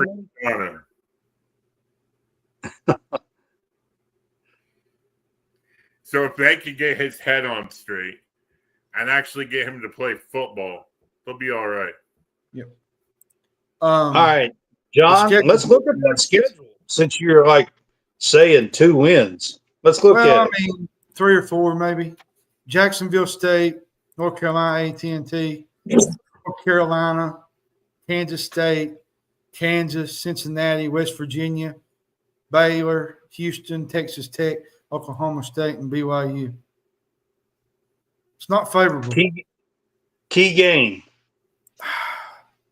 Probably North Carolina early. And it's a home game at the bounce. And it is a home game. Yep, it is a home game. It's going to be hot. It's going to be hot there in Central Florida. So I think it is a game that's going to be key for them, in my opinion. I got them going 5-7, Brett. Will, what's your key game?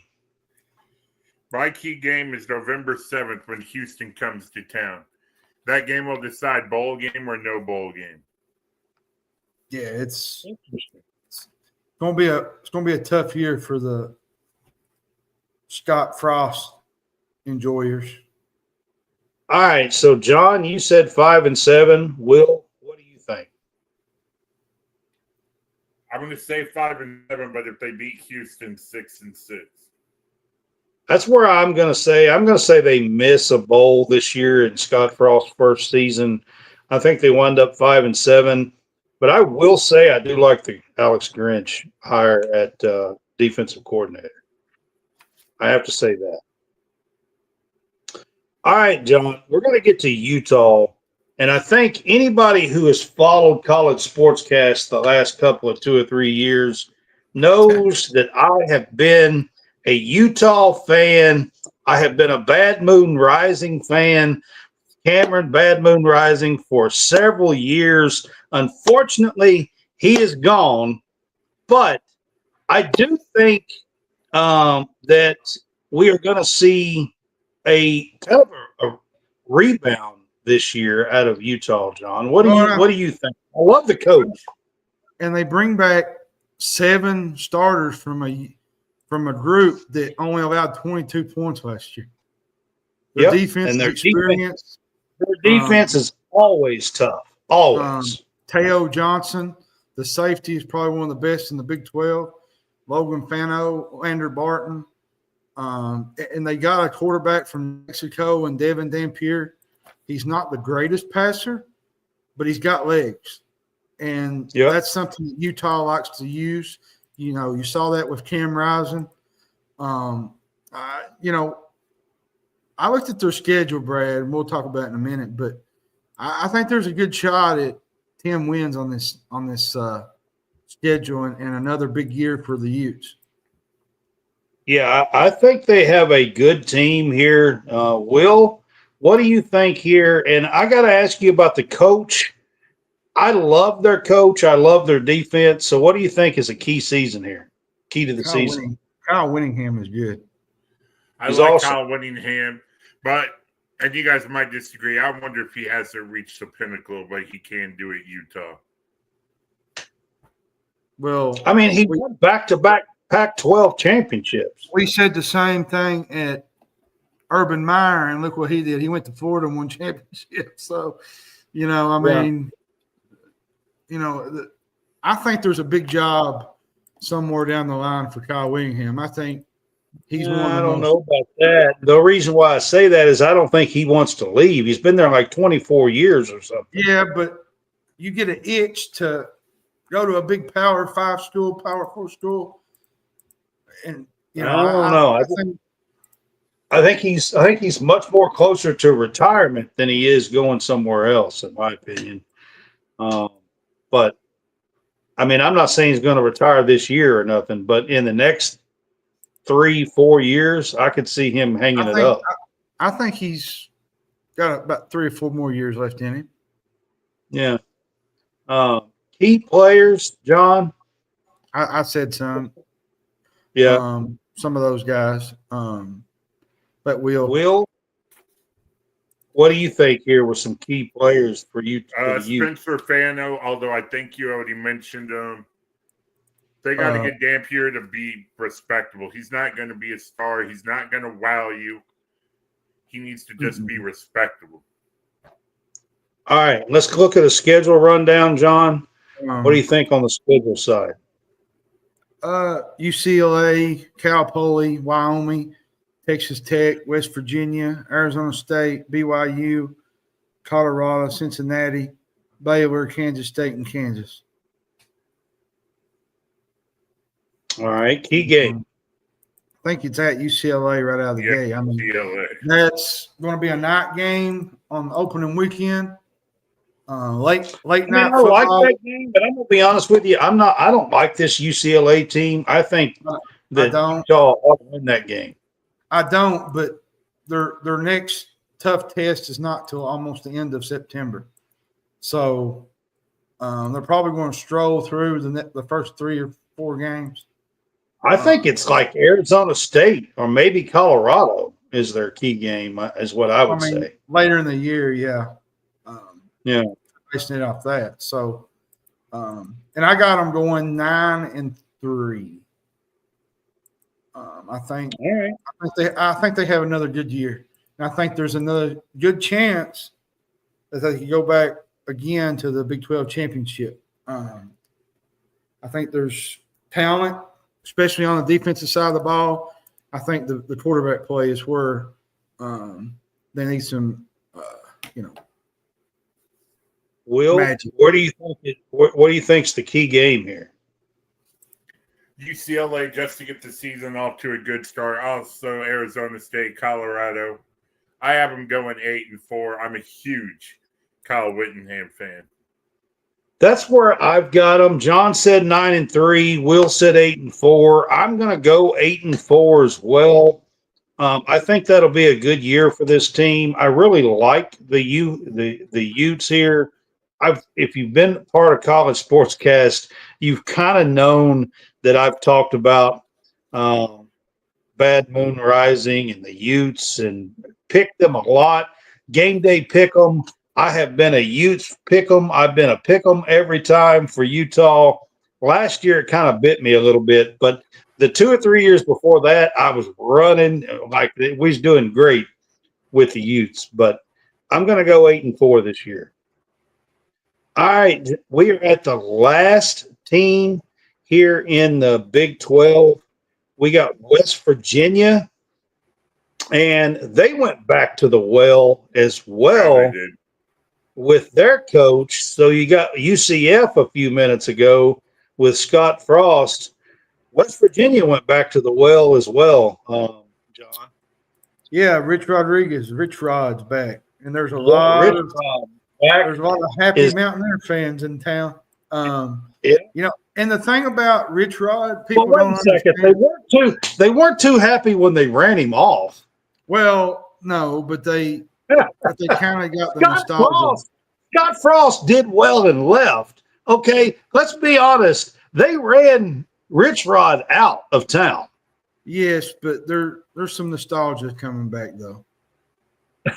Adding him back. I just got to throw that. There's a little bit of a difference, if you ask me. But okay, and I want to say this: he's always been good with quarterbacks and running the football. I'm gonna test you football knowledge. Anybody remember the guy by the name of Patrick White and Steve Slayton? Yeah, they played. Slayton played in the NFL for a minute. I don't know if Patrick did. That was a long time ago. Was he there then? I think Rich Rod was there, wasn't he? Yes. Yeah, he was there then. He always had good. Huh? I'm pretty sure he was. I didn't realize Rich Rod was there then, but maybe he was. I think he was. And then you got to add in that they got a good running back room. Jaheim White, Jalen Knighton, the SMU transfer. White is really good. I think he could be Big 12 Player of the Year type. They're going to have to replace their whole starting offensive line. I think getting the defensive coordinator from Oklahoma was huge. He's got a great mind. But they're going to have a lot of newcomers. They got some decent guys in secondary. Before you dig into players real quick, let me get to Will. I gotta ask you, Will, do you find it a little weird that they brought a guy back that they ran out of town? It is a little weird. It makes me wonder, did nobody else want the job? Was he just the first person to say yes? Also, John and Brad, I want to get your opinion on this. It's a rebuilding job. We'll all agree on that. He's choosing to also be the offensive coordinator in a rebuilding job. I'm not sure how smart of a decision that is. Yeah, I mean, that's kind of been his MO. But there was some success there for him early in his career. And I think he's trying to build on that again. That's kind of been Rich Rod's MO, is to run the offense too. I mean, that's what he did. Yeah, and the biggest thing is, they're having to rebuild a whole offensive scheme, a whole defense. They're having to rebuild their whole team. And it's a new coach, in the portal area, half the team leaves, puts their name in the portal when the coach is gone. But you've noticed some teams like Indiana, they rebuilt their whole portal and got the college. Like there's some where we got a guy here that knows a little about Indiana and Will, but I will say this. He brought a lot of guys with him. Rich Rod, let's be honest. Anybody with. Yeah, that's going to be a little bit of Signetti brought a lot of guys with him, to be honest. Let me tell you why I don't think it'll work. Here's the name. Signetti brought some with him, but you got to also consider, Brad, even with the portal, you can rebuild a whole team in a matter of minutes and have a team like Indiana did and get to the playoff. I think you can have players in the matter of minutes. I'm not sure you can build a team that goes 11-1 like Indiana did in the matter of minutes. No. Well, let me tell you why I don't think it'll work, John. The name Greg Schiano mean anything to you? He had Rutgers as a powerhouse. Now he's back at Rutgers, and they're an absolute joke. I wouldn't say they're a joke. I don't think they're a joke, but they're certainly not at the level that they were. They was improved last year. They're never going to be up 9 or 10th in the Big Ten ever. All right, let's look at West Virginia's schedule in the first year for the return of Rich Rod.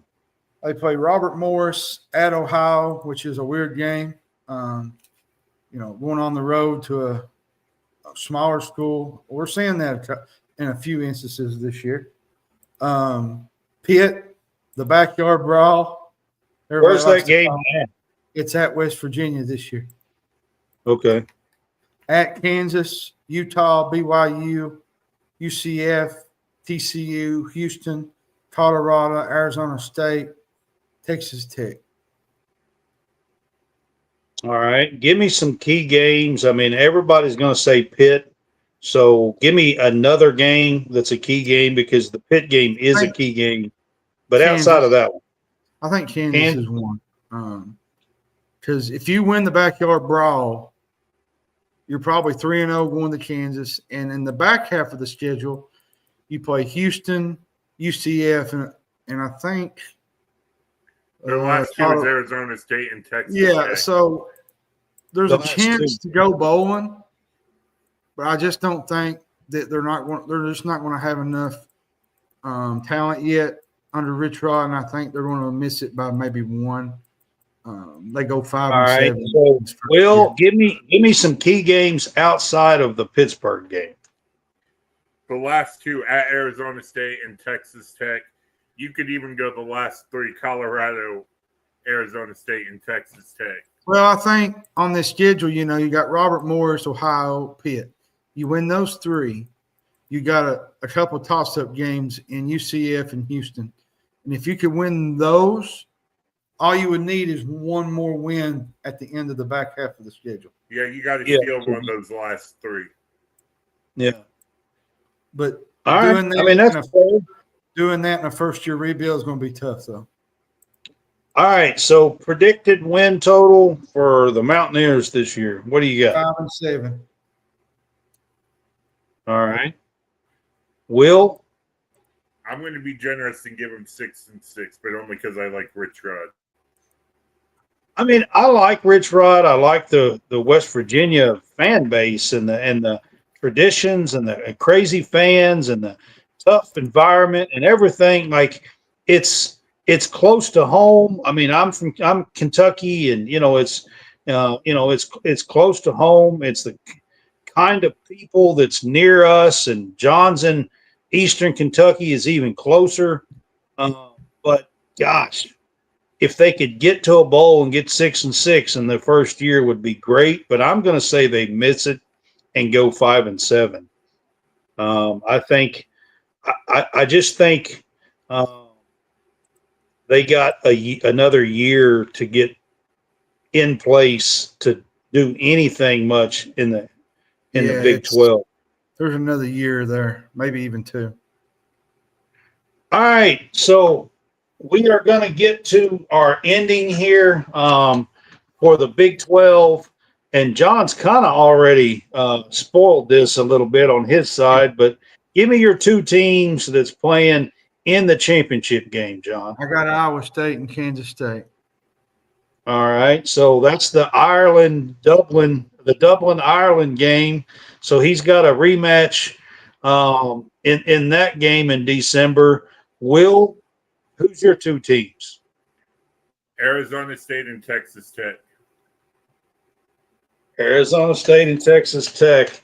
I'm going to be honest with you guys. That's the two teams that I was leaning towards was Arizona State and Texas Tech. That's who I'm going to say as well. Will, you stole my thunder with Texas Tech. I appreciate that. But, all right, who wins the Big 12 and cashes in on a college football playoff bid? Sun Devils. I think Kansas State finally gets there. So we got a Arizona State. I think they lose 2 games all year. A Kansas State and Arizona State. I'm going to say Arizona State and Texas Tech comes up short in the championship game.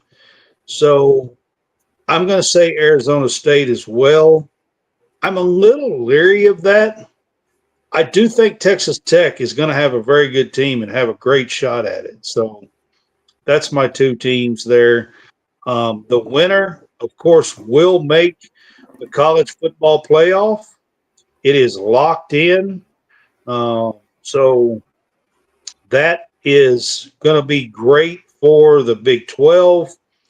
And we'll talk about not this coming Tuesday, but the next Tuesday, we'll talk about our college football playoff teams here. So I want to get to home field apparel. So real quick, guys, the can't miss kickoff is going on at Home Field Apparel. If you are a college football fan and you go to tailgates and you go to games, there is some premium football boxes, 45 new boxes that you should check out at Home Field Apparel. There's 8 new teams with some really cool blackout and whiteout bomber jackets. You should check them out as well. use our code CSCast for a 15% discount if you are a first-time buyer with home field. These are really, really cool retro vintage designs, logos, things of that nature. They're throwback team designs. Some of them are like 84 teams and things of that nature. They are licensed apparel for college. They have over 180 teams. If you will use our code CSCast, it will help us as well.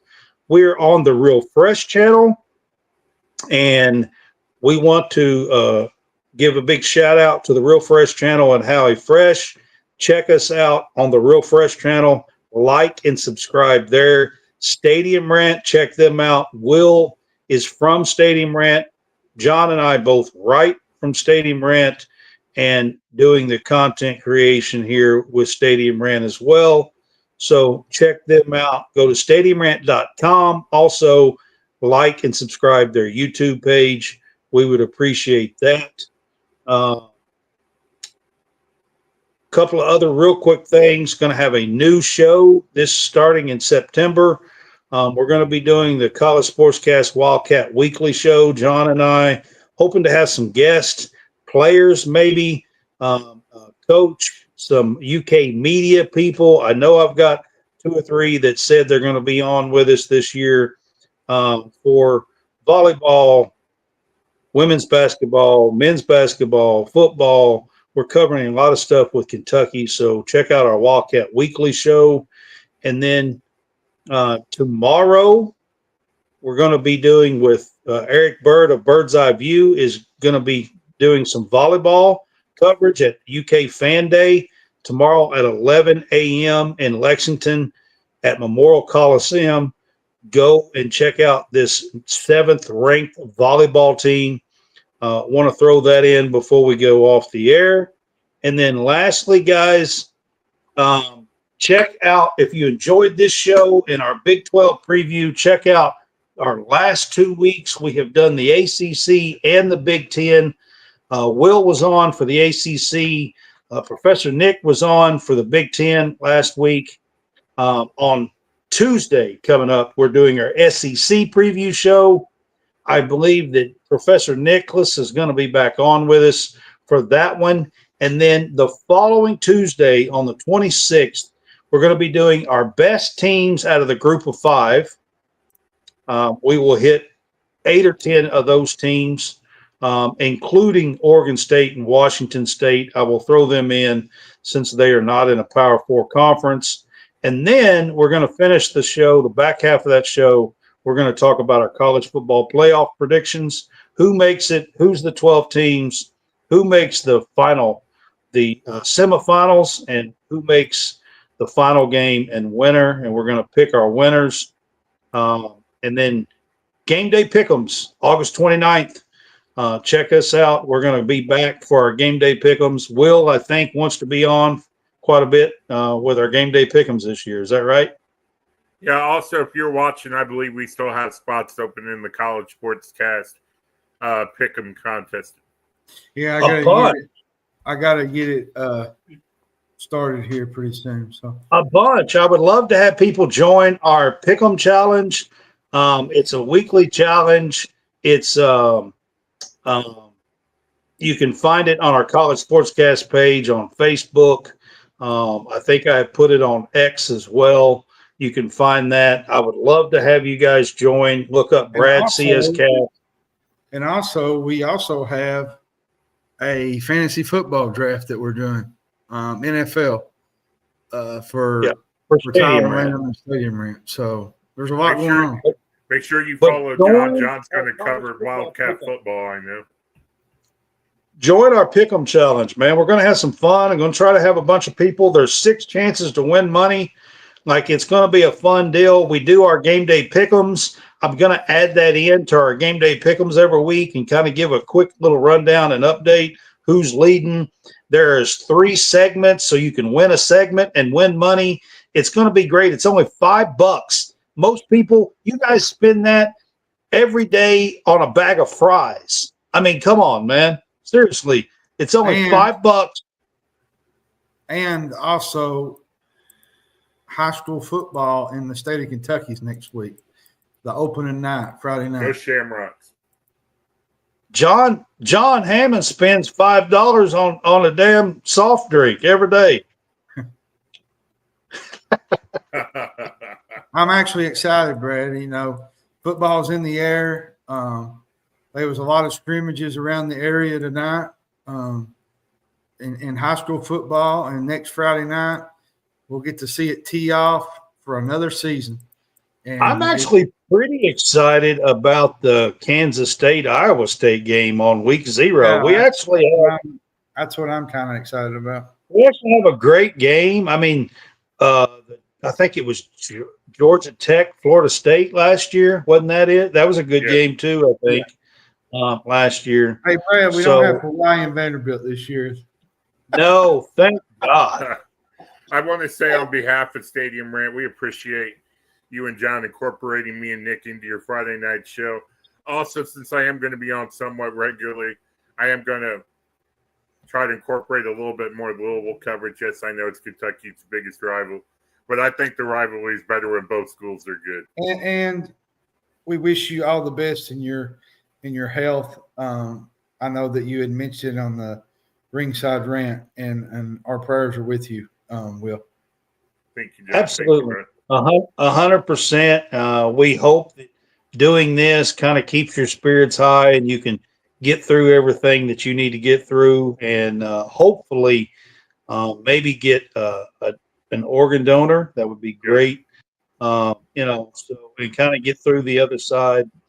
That would be great. We would love that. And like I said, hopefully this gives you a little bit of an avenue to keep your spirits high and to be positive and have a little fun along the way.